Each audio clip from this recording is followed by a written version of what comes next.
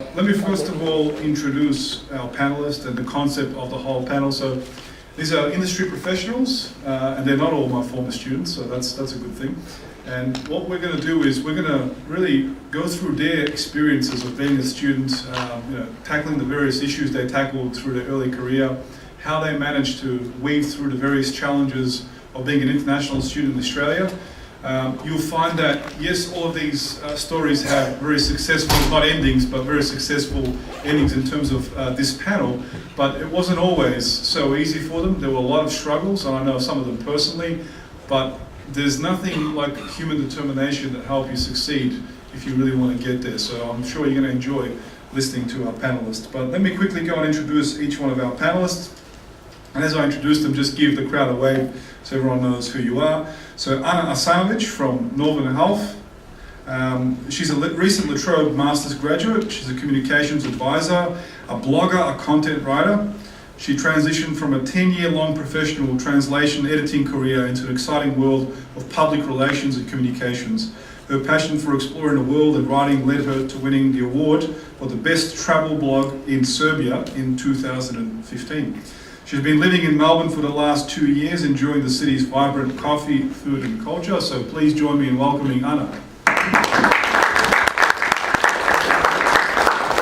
have Sanam Zafar from Accenture. Sanam completed a Master's in Electronics Engineering at La Trobe University in 2015 and then landed a graduate position with Accenture where she is continuously developing new skills. For example, she's currently working on the Artificial Intelligence project.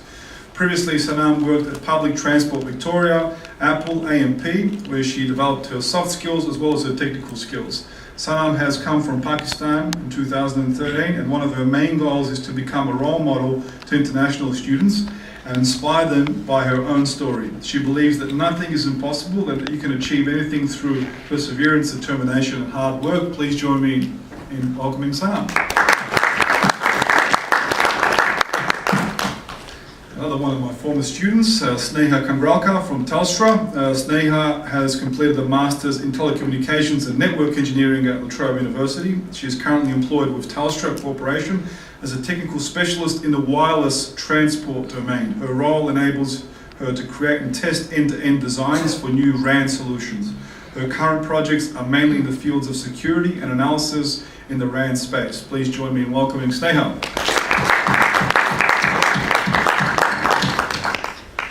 Monish Mahajan, your community health. Monish is an empathetic, highly engaging and visionary leader whose strategic and customer-centric approach makes a difference for the organisations he has worked for. He has been working in the information, communication and technology industry for more than 15 years and has successfully managed infrastructure and delivered various projects in private, healthcare and non-for-profit organisations. He has a strong proficiency in technology, consulting, service management, project and operations management experience in the areas of data center operations, network management, virtualization, infrastructure development, vendor, end user computing, client information management, application and infrastructure support. So please join me in welcoming this lovely and very experienced gentleman. Thank you. Has a lot of experience, more experience than I have, so I'll welcome you. And our final panelist for today is Farid Mahmoud Imtiaz, also from Telstra. So Telstra is very proud to have so many of you guys. Farid, give everyone a wave. So Farid joined La Trobe University in 2013, enrolling in a Bachelor of Electronic Engineering and graduating in 2016 with first class honours. Following his graduation, he joined Telstra as a technology specialist. He has been part of multiple projects across Telstra's enterprise and consumer product sector. In his initial deployment, he started off working as a graduate engineer in the enterprise voice solutions area, where he was part of a project that upgraded the back end of Australia's largest deployment of unified communication platforms, the Telstra IP telephony, or TIPT, and DOT, the digital office technology. After working in the engineering sector, he then temporarily transitioned into the product management space, where he has been fortunate enough to manage Telstra's inbound portfolio and also participate in Telstra's latest product development initiative, the Dojo, and be part of a team that's delivered a global call recording solution for financial organisations. Since 2018 in February, Fareed has worked with the Global Enterprise Product Engineering section of Telstra in the enterprise voice space as a software engineering specialist in automation, integration of specialized solutions into vendor platforms. So please join me in welcoming Fareed. Okay, so that introduces all of our panelists. So what I will ask each one of our panelists is to just briefly, going from left to right, from my left to right, starting with Sanam, to briefly give us an introduction of, I guess, your studies at university and, I guess, what steps you took to seek employment, what worked, what didn't work. Just a brief introduction, we'll delve into the details later on. Sure. As you know, my name is Sanam. I graduated from Trobe in 2015. I did my master's in electronics engineering. During that time, what I did and what I would recommend to you, all of you, being an international student, is that you just have to prepare yourself. I know you just have to get your degrees assessed from Engineering Australia or maybe from ACS. Just get that done during your student time, which would be really good for you, so that in the meanwhile, you just get yourself prepared for the jobs. You're just having that permanent residency, which is quite the key requirement for most of the employers. And when I started applying for the jobs, most of the graduate jobs were just ended. I wasn't having any graduate job then. But what I thought was that I just have to equip myself with any of the customer service jobs, because most of the employers, they are looking for the soft skills. All of you have got their technical skills, and I know you are all expertise in your areas, but the soft skills are the main things which the employers can't give you.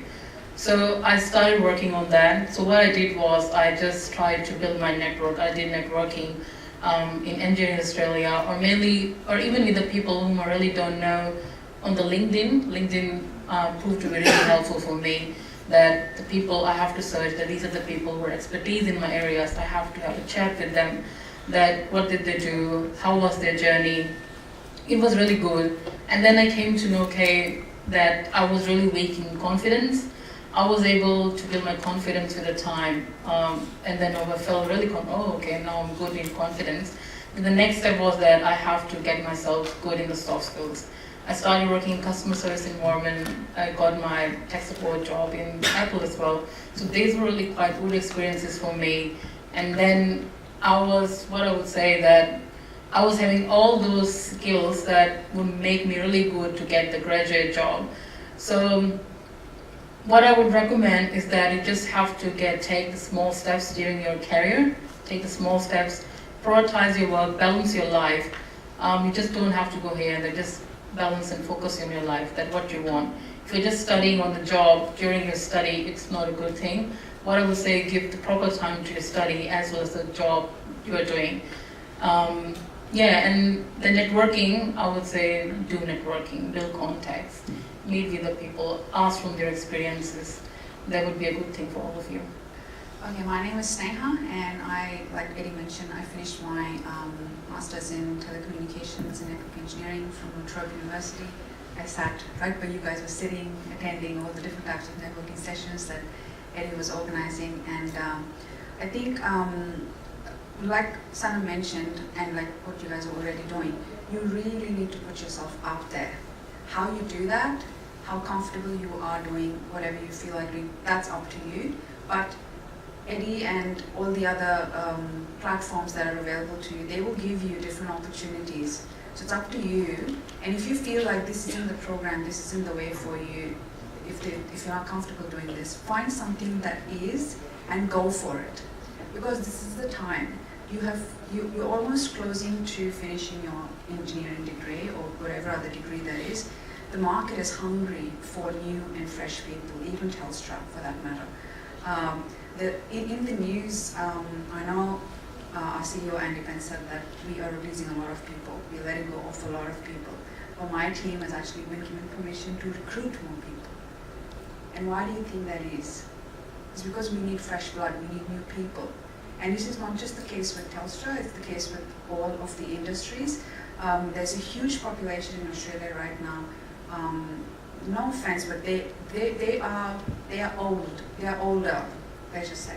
And skills that they possess are going out of market either or they need to upskill themselves, and some of them are doing it, some of them aren't. So there's new skills in the market, and the market is hungry, but there's not many people. So it's up to you guys, the graduates that are coming out of universities with whatever degree you have, to put yourself out there, and there's many ways you can do it. LinkedIn is a very powerful tool. I say that to all the other people as well. Find people that interest you on LinkedIn and try to connect with them. Most of them will connect back if you send a genuine message, not a copy-pasted version of some other message, but if you genuinely send a message, hey, my name is so-and-so, I'm a graduate from university, and I'd really like to know more about the kind of job that you do. What do you do on a day-to-day basis? What are your tasks? What are the kind of projects that you're involved in? So when you approach someone, an unknown person in that way, most of the times they will say yes, most of the times. And the few times they say, no, just, that's fine, move on to other people. There's more people who want to do this. Tailor your CV, I think that would be one of the major things. I spent 2 to 3 hours on each application that I sent, and I sent a lot of applications. At the time, international students needed to have permanent residency at the time. A few years back, I'm talking about this, I think I applied for about 90 jobs before I actually, and I received a call back for interviews for 2 of them. One was a temporary job for 2 years. So if you know you're going to have a working visa for 2 years, which is the 485 or Smart visa, then just apply for temporary jobs that are 1 year or contract jobs, because your response rate is going to be better than if you apply for permanent jobs. It's like you're asking someone, can you hire me for a permanent role when I'm not sure I'm going to be here after 2 years? So companies might love your CV, but it's too hard work for them to employ you and then sponsor you for permanent residency. Instead, they will look at someone who's already a resident, who may not even have the skill set that you have, but they are ready to train them. So look for jobs that your visa can currently satisfy, whatever your working condition can currently satisfy, and apply for those. Use LinkedIn, meet up with people face to face. I know if I would be you, if Eddie was doing this sort of program when I was a student, I would prefer meeting my mentor face to face, because there's value in that. Enough of texting and enough of emailing already. So I think meeting face to face has a lot of value. So try doing that as much as you can, because you as students, you will be having more flexibility in terms of time as compared to us. So you can come and visit us at our workplaces. Can do a few introductions for you, meet my manager, meet my work colleague, and that's how you network. That's how you go out there and put yourself out there, And with teams like mine who are actually hiring people, when I introduce you to them, they will be interested to know more if you're good, right? So use that as an opportunity,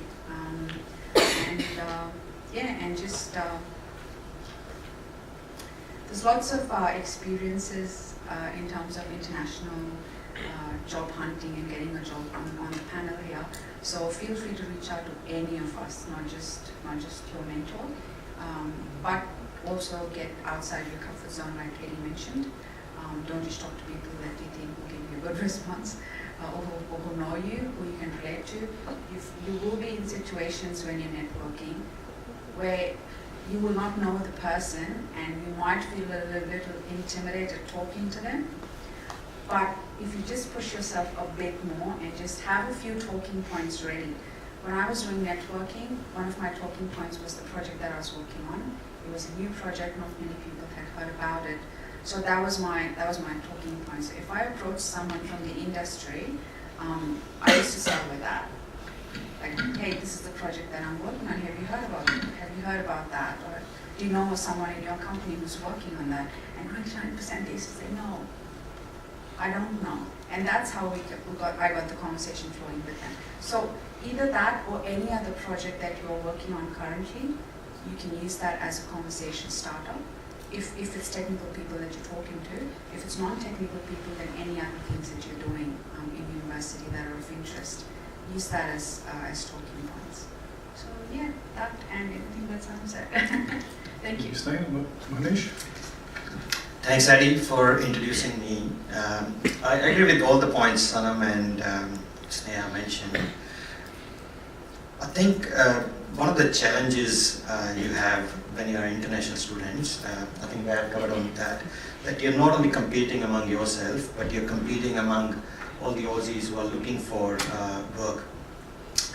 And you just get a small window, a small opportunity, and you have to tap into that opportunity. The biggest challenge I faced, and I graduated from La Trobe back in 2006, we didn't have LinkedIn. So I was relying on word of mouth. And I'll give you, this is a valid example, and this is not related to professional work. I used to, in uni, I used to make a lot of friends. Doesn't matter who was coming across. I used to say hello, introduce myself, and just get along with them.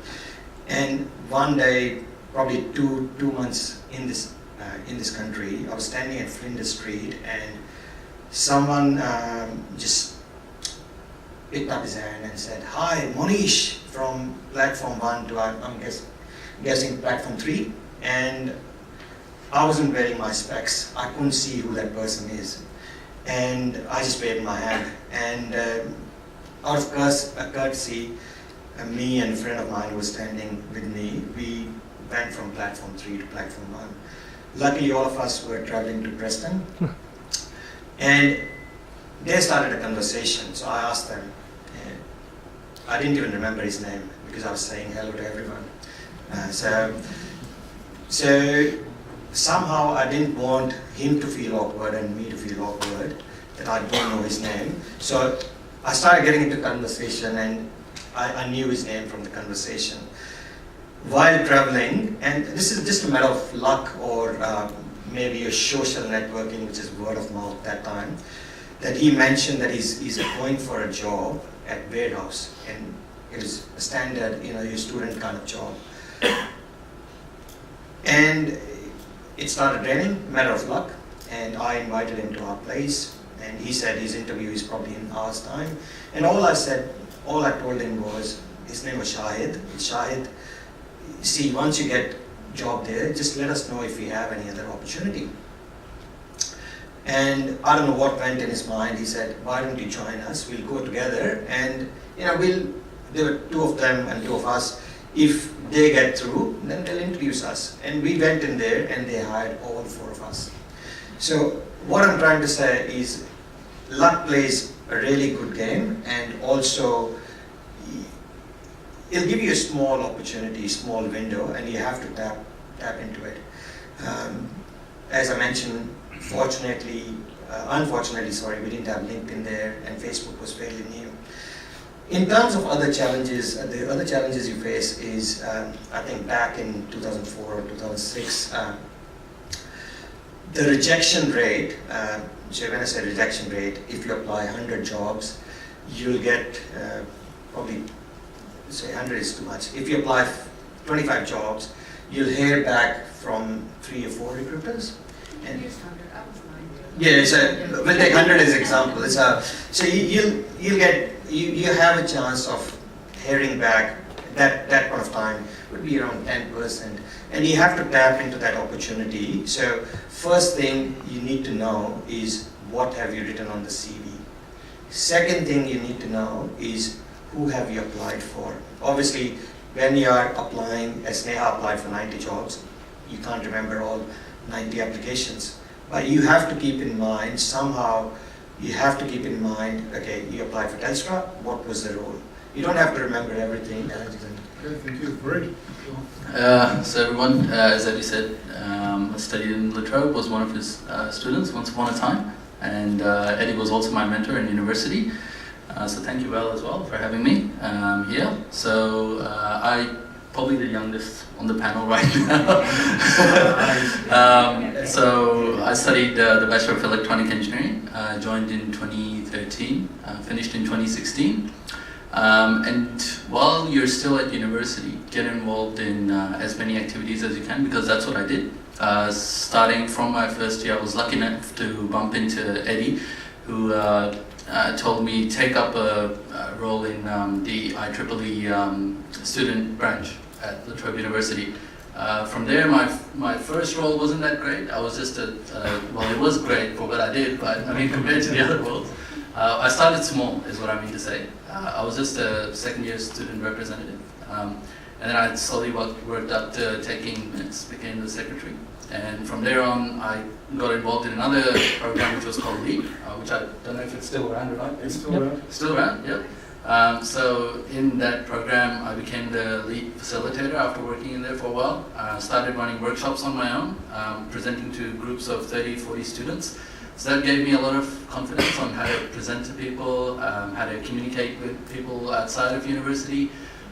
So you pick up a lot of skills from all these activities. So while you're at university, it doesn't have to be engineering related, join a club where you get to organize a few events, where you get to speak to a few different people, where you get to speak to people outside of university. Because remember, it's easy to initiate a conversation when you're in university.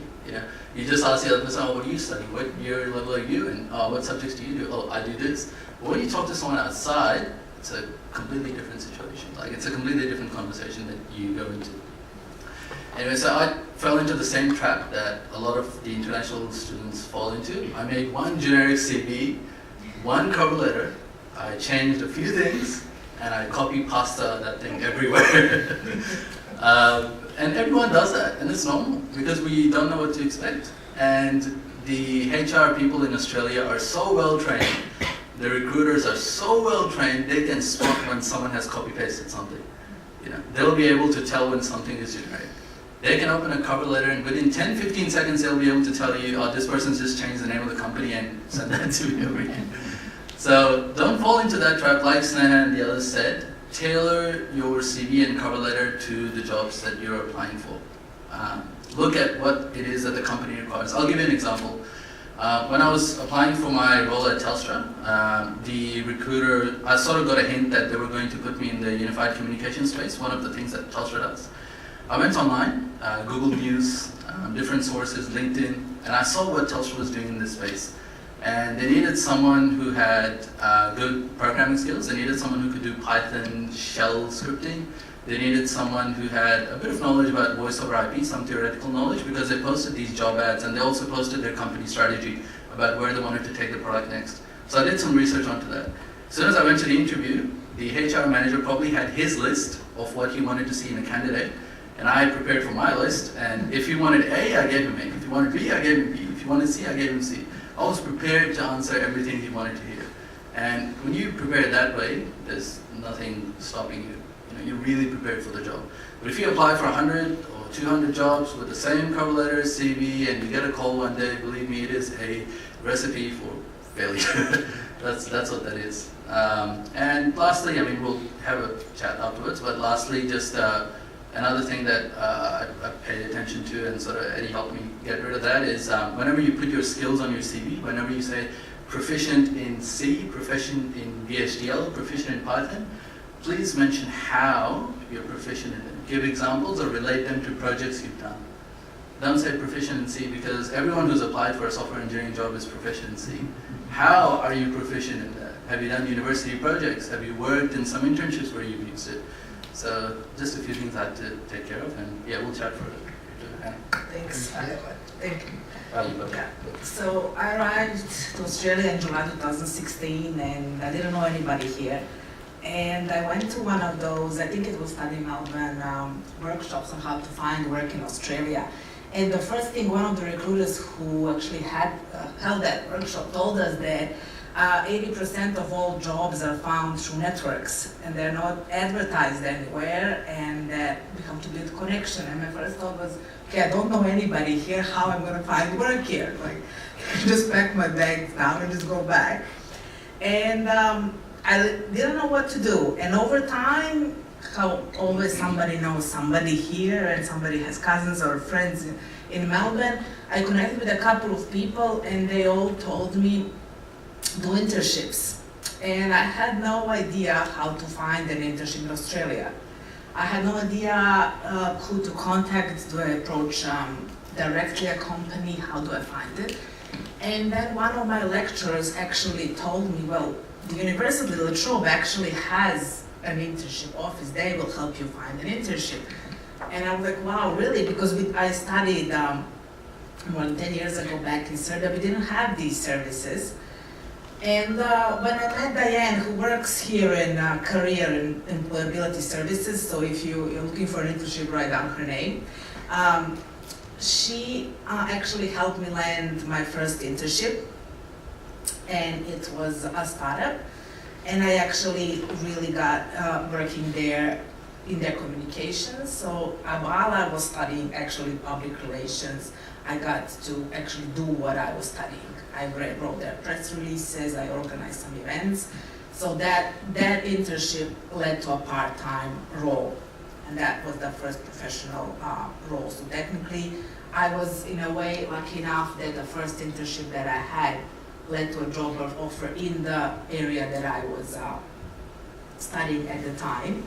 After that was a startup and they ran out of money, so they couldn't focus on communications as much as they needed to focus on the technical part. I left that job, and for a while I was out of work.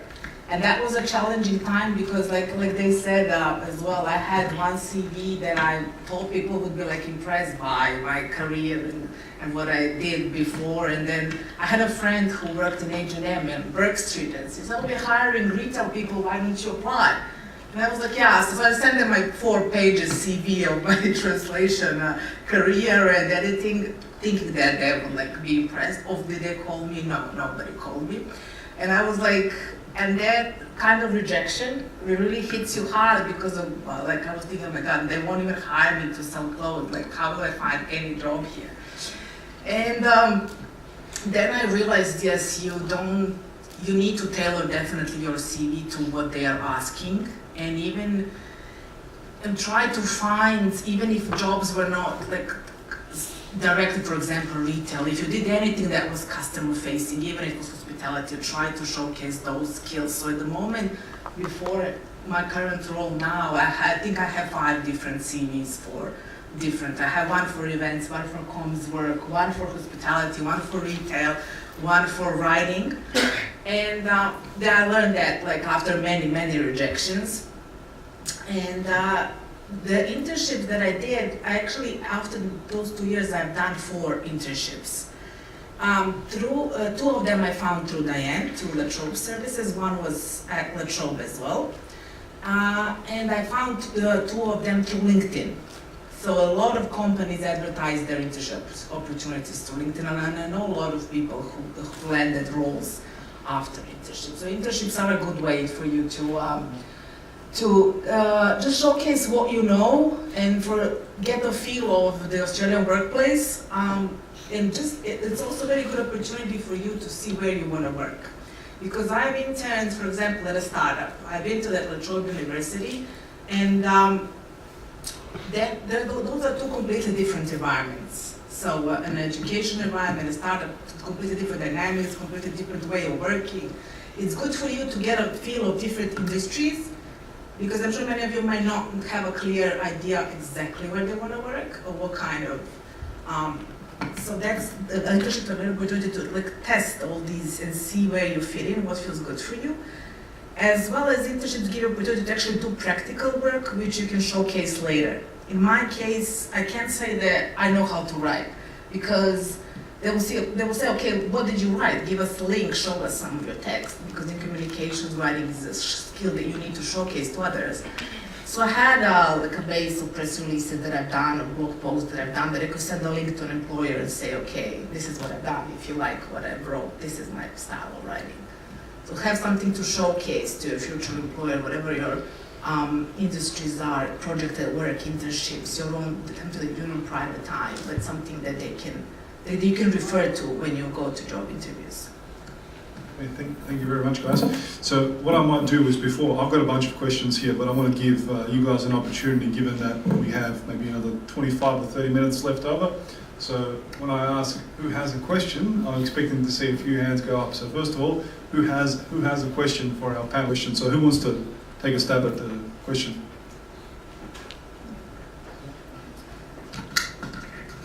I think when you're transitioning from a non-technical to a technical role, first be very clear what you want to do in the technical industry, and that's just generic of every industry that you want to be in.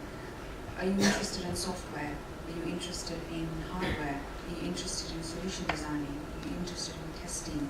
Are you interested in virtualization? Are you interested in cloud? If you don't know that, then your best bet will be just explore. Talk to as many people with different backgrounds as you can, and hone in on some of the interests that you might have. You might lean in towards some topic more than others.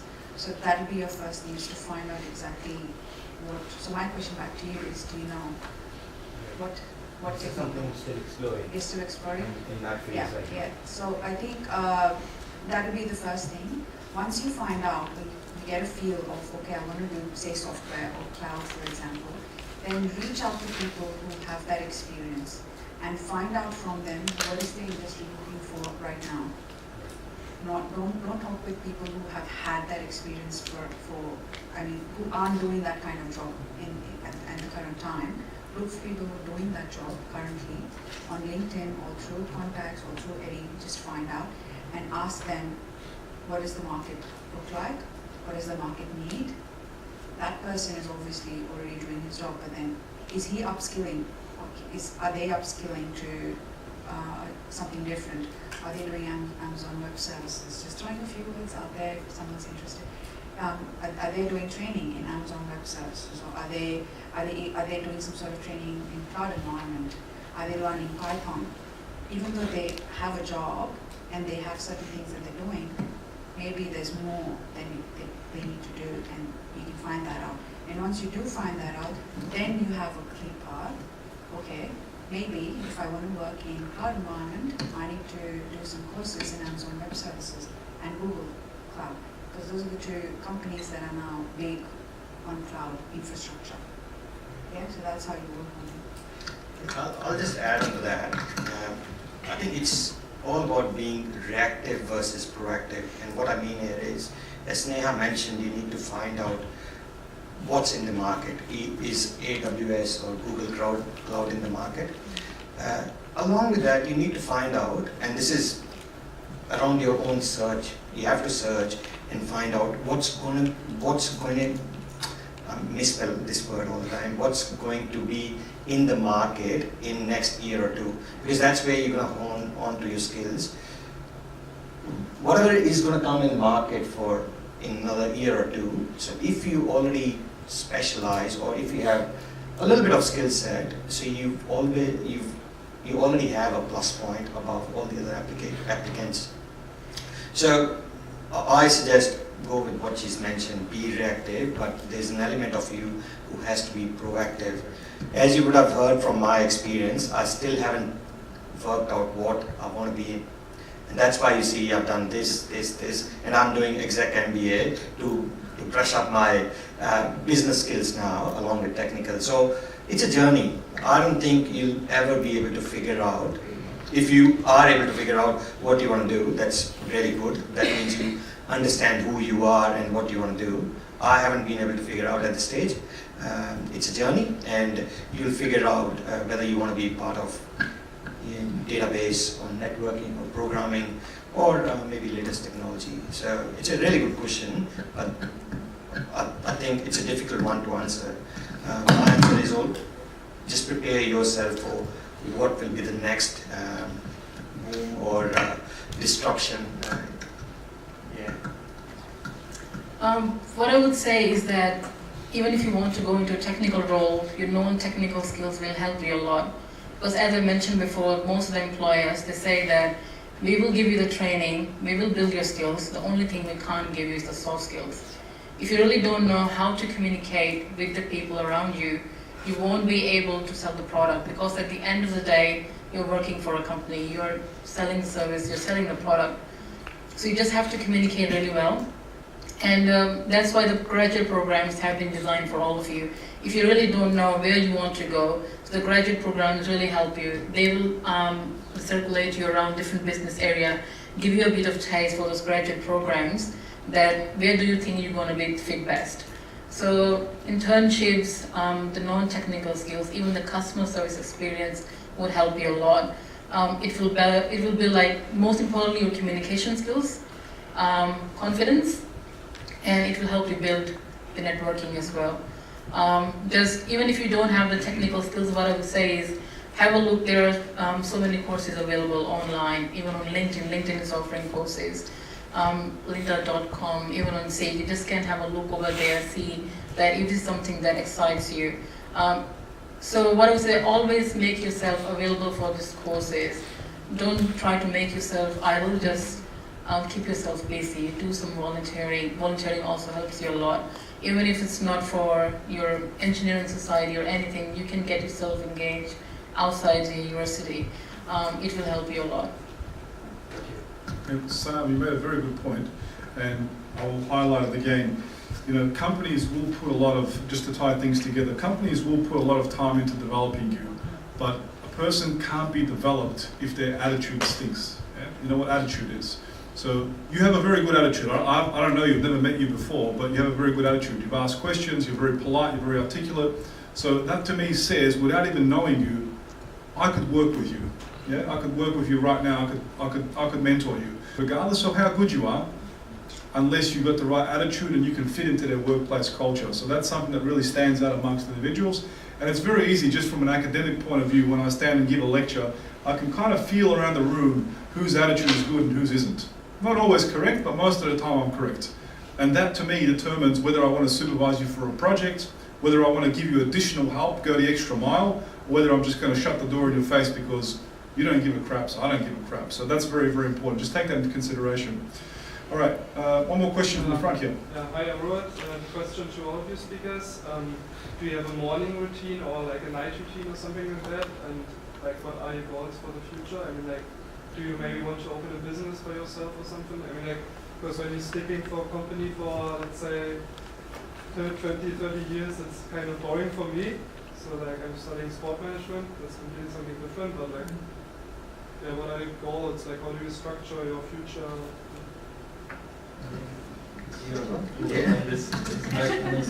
No one's been in work for 20, 30 years, so that's a good thing. No, you want to overestimate us. Some probably, Eddie would know this, and I think every lecturer in the uni would know this, I'm the worst when it comes to routine. So with me, for example, I don't have a set morning or evening routine, anything like that, but in terms of just goals, what in my short career so far I figured out is that when you're at university and you specialize in something, you're studying something, you feel like that is all there is in the world, you know. There is it's these subjects and there's these fields out there, and that's what there is. Once you actually are lucky enough to go into your field, you'll realize that there's so many, you know, subsets that you can get into, so many other specializations that you can do, that you completely change the initial, you know, the thoughts that you had. For example, when I was in university, I used to think I did electronics. So for me, it was either I work as an electronic engineer 9 to 5, or I have my business, building electronic designs and sending them off to China to get them produced. This was my world, you know. This is all I thought that there existed. You program microcontrollers and, you know, it's electronic stuff, but yeah. So you do all this stuff and that's it, you know, this was my world. As soon as I started working, you know, that changed. You know, you have so just within, if you study electronics, if you study engineering, I don't have to do electronics. I've learned skills to do other stuff, like I can even work in marketing, doing artificial intelligence. I can work in CRM systems. I realize I can do consulting for companies that don't understand technical stuff but want to implement technical solutions.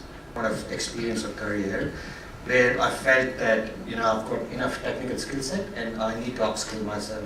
So as Sanam mentioned, there are a lot of courses and there are a lot of goals you can set once you're in your professional life to upskill yourself. And as Farid mentioned, there's no set rules. There's opportunity all over. It's ocean full of opportunities once you go in there. And you might be working as a sport management consultant today, and then next day now you have your own business doing sports analytics or something. So I've got a little bit of my routine, which is I get up in the morning and I sit on side of my bed once my son is sleeping and think about what I've done in last day. So in an informal way, he was a mentor because he sees in you that you can do more and says, okay, do more and push for more and research more and write more. So I think people who see the potential in you and who make you work more are mentors, even though they might not be official ones. So at university, I had Eddie as my mentor, which was one of the best things to happen. It was pretty good because I actually got involved in all these other activities at university and got advice on my CV, cover letter, and so on and so forth. Once I joined Telstra, I also got a mentor straight away, and he happened to be a colleague of Eddie. Eddie, do you remember Paul Kubik? Yeah, absolutely. Small world. Yeah, that's it. So Paul Kubik, another guy at Telstra, amazing guy, who's on his way to becoming a director in a large company at just age 33. So it's amazing. But wherever you are in your career, always have a mentor. It's really important. And for me, the last 2 years I've had at Telstra were shaped by the mentor. The first 4 months I was there, I was in an engineering role. And I was catching up with my mentor, and after 4 months, my mentor said, "You've done enough technical stuff. Stop it." And he said, "You've done well, and you can sit there, write code. It's fine. You can do that at Telstra for a long time. I want to send you in product management. I want you to learn business, because no engineer in your group knows how they actually get paid. How is the company making money, and how is the salary going into their bank account? No one actually knows. Everyone's sitting there writing code, no one actually knows how they're getting paid." So he told me, go understand the business side, understand how we sell products, how do we make marketing plans, how do we make business plans, how does money come into the company, how does it get divided, how do we pay our electricity bills, how do we pay the bills to, for this building, the water bills, how do they get paid, how do we pay everyone from our cleaners to our directors to our CEOs, our engineers, understand the business side. And that was a game changer, because I didn't have any business knowledge before that. But the next 6 months I worked in a business team, and if it wasn't for my mentor, I wouldn't have made that change. So it's really important for you to have someone there who can have a third person view of you and say, this is your next step, this is what you should do. Yeah, I think you guys are really lucky. When I was studying, I didn't have any of these sort of programs, and looking at you guys, I really feel, I missed this opportunity. Had we got this sort of program then, I don't know what it would have been for me now. But as Farid mentioned, you get mentors at every stage of your life, whether it's work or whether it's a third party or whether it's in your family. And I've had mentors along the way. I've worked in different companies, and right now I've got another third person as a mentor who doesn't have any interference with my professional and personal life, and that's only due to the fact that I'm in a certain stage of my career where I want an independent eye to have a look and guide me. So I'm pretty sure all of us would have had mentors at any or every stage of our life. And your first mentor are your parents, your teachers, and yeah. Funnily enough, I did not have a mentor, official or unofficial, before I landed in Australia. I finished my bachelor's in telecommunications engineering. You know how bachelor's in telecommunications engineering is from, if you're in India, I think. But even for other students, it's mostly assignments, go to uni, get your attendance, get your marks, make your parents happy. That was the rigor at the time. After I finished university, then I was doing the same for the Victorian section. That's when I met Greg Anderson. Write down these names, guys. if you really, seriously, write down these names, because you approach these people, even out of the blue, just say, okay, I'm a student at Trobe University, And Greg Adamson has a super impressive CV. So if you reach out to him, if you're an engineering student, go ahead and reach out to him and ask him, will you be my mentor? And most likely he'll say yes. To add significance to that, you might want to say what Greg Adamson was doing at his role. Yes, well, he was at the time he was working in ANZ when I approached him, and when I was working on IEEE, he was working in ANZ. But he was also in IEEE. He was the I think he was heading the chapter. Yeah, he was chair of the Victorian section, Yeah. and I think he was the deputy director for risk for the entire ANZ bank. So Yeah, at the time. quite significant. So if you say his field of expertise was not exactly related to mine, but we met through IEEE, and that opened up doors for me. The first few events that I organized, that's where I met someone who Greg knew, who offered me a part-time role, my first part-time job in Australia for a startup company.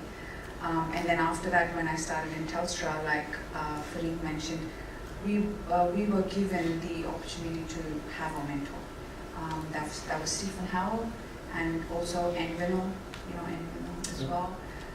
Envinal, he mostly works in research in Telstra, so he had this bird's eye view. I was literally, I couldn't even maintain eye contact with him when I first met him, because he was talking at such a high level.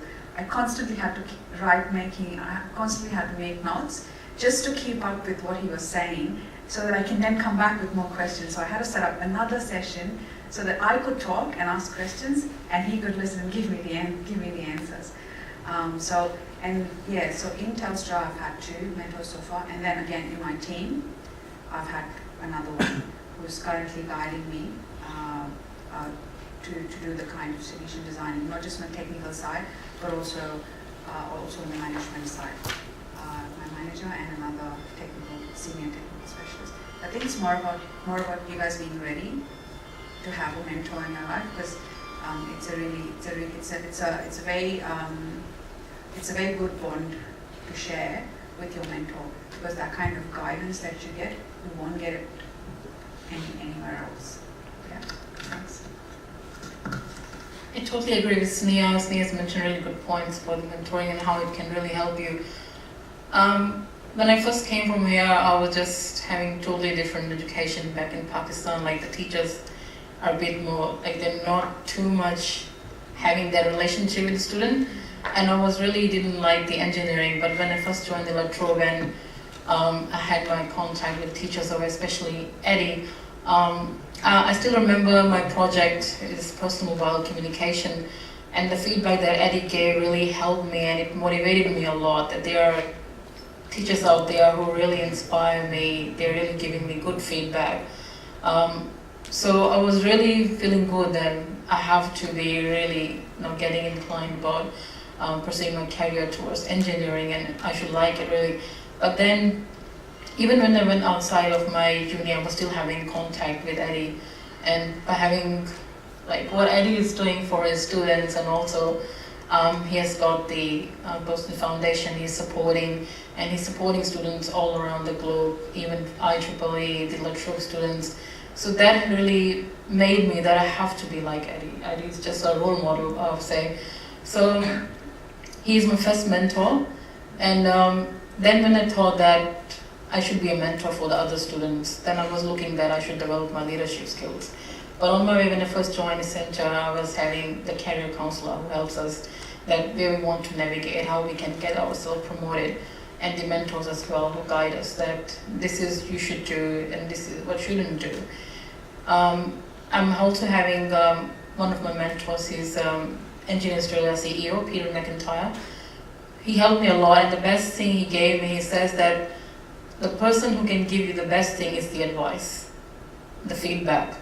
The feedback is really important to polish you, to make you really a good human being, to improve yourself. That's the best thing you can get.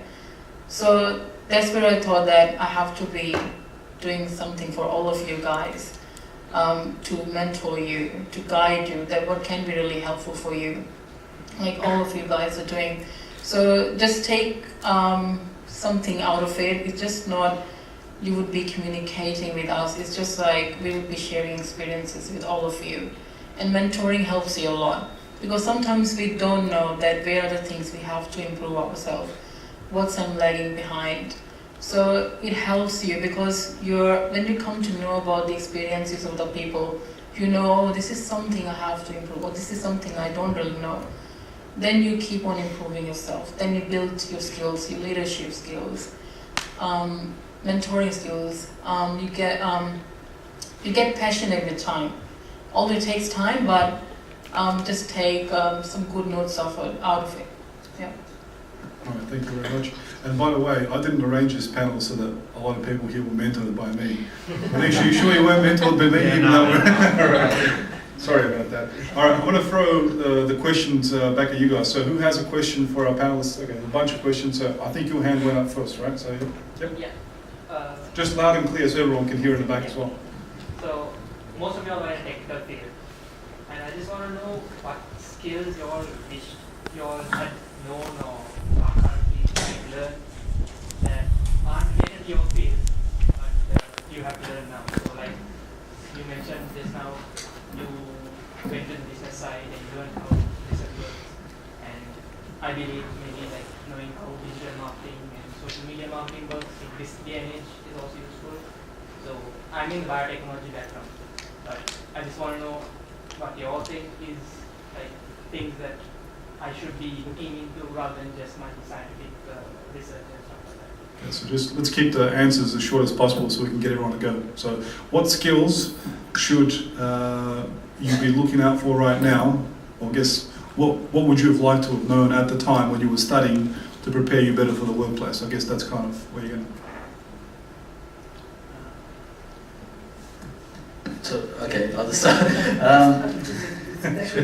Yep, so as an engineer, just keeping it very short, I think I'd love to have known about corporate structures because as soon as I went into a corporation, even if you go into a small or medium business, your head's just spinning the first few weeks because you're at an engineer level, you have a manager, the manager has a general manager, the general manager maybe has a director, then you have the CEO, then you have the CTO, CFO.